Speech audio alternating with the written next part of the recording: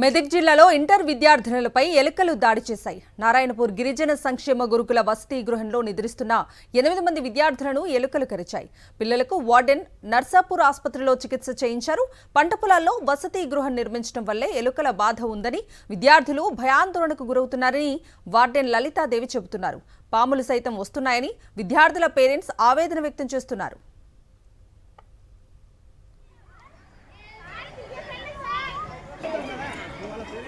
ఇదే అంశానికి సంబంధించి పూర్తి డీటెయిల్స్ మా ప్రతినిధి విష్ణుని అడిగి తెలుసుకుందాం.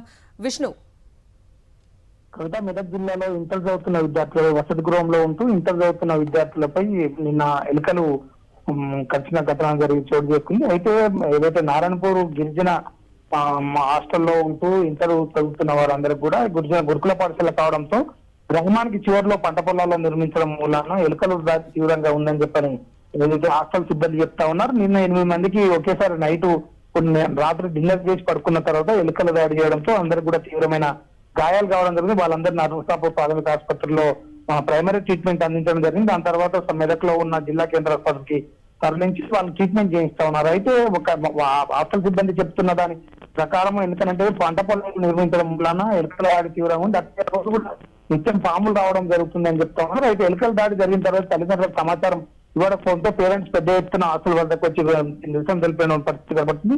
అయితే నిన్న సాయంత్రం జరిగిన ఈ సంఘటనను ఈ రోజు ఉదయం వరకు కూడా గోప్యంగా ఉంచడంతో పేరెంట్స్ అందరూ పెద్ద ఎత్తున హాస్టల్ చేపట్టారు. అయితే వార్డెన్ మాత్రం ఖచ్చితంగా విద్య బోధించగలనే తప్ప ఏదైనా ప్రమాదం జరిగితే చికిత్స అందించగలనే తప్ప ఇక్కడ పెరిగిపోయిన వెలుకలకు సంబంధించి తానేమి చేయలేదని చెప్పడంతో మరింత ఆగ్రహానికి గురైన పేరెంట్స్ ఉన్నతాధికారులకు ఫిర్యాదు చేయడం జరిగింది.